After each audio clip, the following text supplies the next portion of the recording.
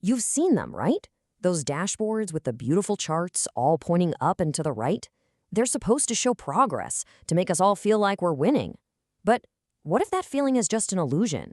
What if the most important story is the one the data isn't telling you? Well, today we're going to find out. So, picture this. You've just launched a brand new B2B product. You set up a dashboard, and the main chart, total signups, is just a beautiful sight. It's climbing day after day after day. In every single meeting, that chart is the hero. Look at our momentum, everyone's saying, and the team feels great. I mean, why wouldn't they? They're hitting their numbers. But here's the thing. Behind that perfect-looking chart, there was a huge problem brewing. The hard truth was that of all those people signing up, only a tiny, tiny fraction, just 4%, were actually turning into paying customers. So while that sign-up chart looked absolutely fantastic in presentations, the business was actually failing to meet its most important goal, making money. And that really brings us to the core question for this whole explainer. Are your metrics telling you the whole story, or are they just kind of making you feel good while hiding a much deeper, more urgent truth?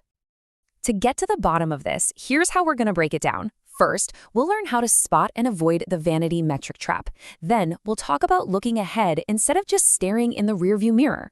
After that, we are going to build a really powerful framework called the metrics tree. From there, we'll see how to turn all that data into actual decisions. And finally, we'll wrap up with how to measure what truly matters. All right, let's dive into the most common pitfall, the exact one our team in the story fell right into. It's called the vanity metric trap. And it's so tempting because, well, it feels so good. So a vanity metric is pretty much exactly what it sounds like. It's a number that just strokes your ego. It looks impressive, especially to people outside the team, but it doesn't actually help you understand what's going on or guide you toward making better decisions. It is all sizzle and no steak. This table right here, it really gets to the heart of it. On one side, you have these metrics that give you a quick sugar rush. They feel great, but they don't provide any real nourishment. And on the other side, you've got actionable metrics that force you to look at reality and make some tough choices. Just think back to our sign-up chart. It felt amazing, but it was hiding the truth. It didn't drive a single useful action because it was never designed to. And that's the key difference. And you see these things everywhere. Total page views, number of social media followers, total downloads. That cumulative sign-up number from our story, that's a classic example. These numbers measure initial interest, the top of the funnel, but they tell you almost nothing about whether your customers are actually sticking around and using your product in a meaningful way. So, avoiding vanity metrics, that's step one. But even a really great, actionable metric can be totally useless if it arrives too late. And that brings us to our second big pitfall, the timing of your insights. Are you just looking in the rearview mirror? Or are you using your data like a compass to figure out what's ahead? Let's go back to our team for a second. The reason their huge conversion problem went completely unnoticed for a full 2 months is because they had a 30-day free trial. They were just waiting until the trial ended to see who became a paying customer. By the time they even got the data, it was ancient history. The damage was already done.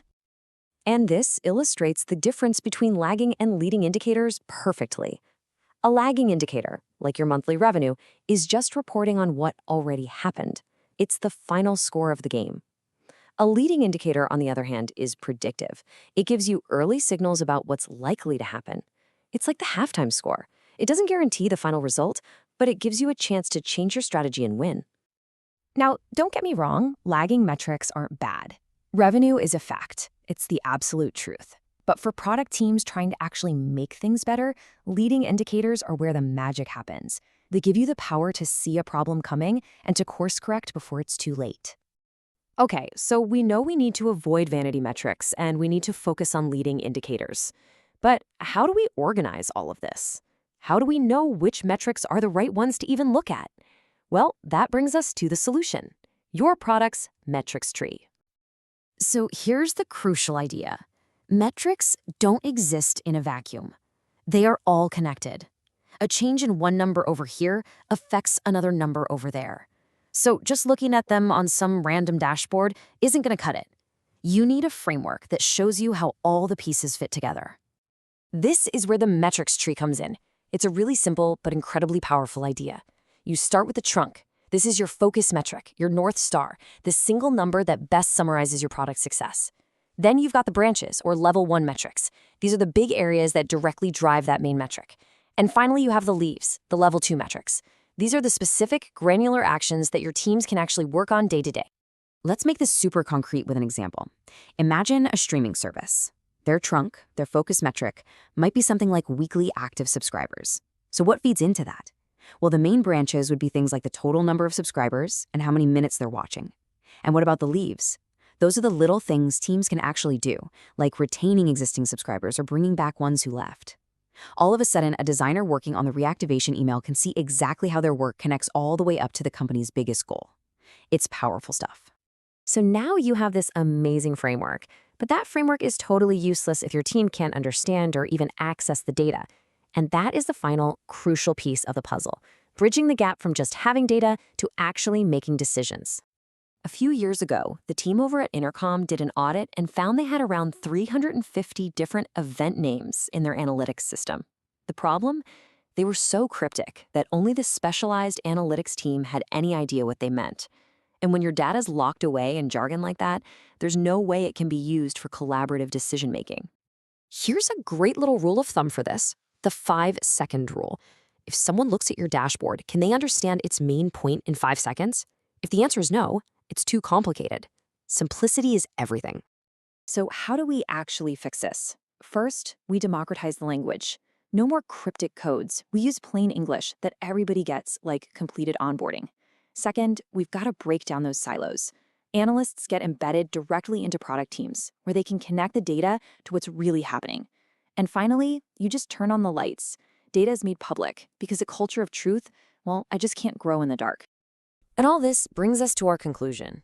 Getting your metrics right isn't just a technical exercise, it's a cultural one.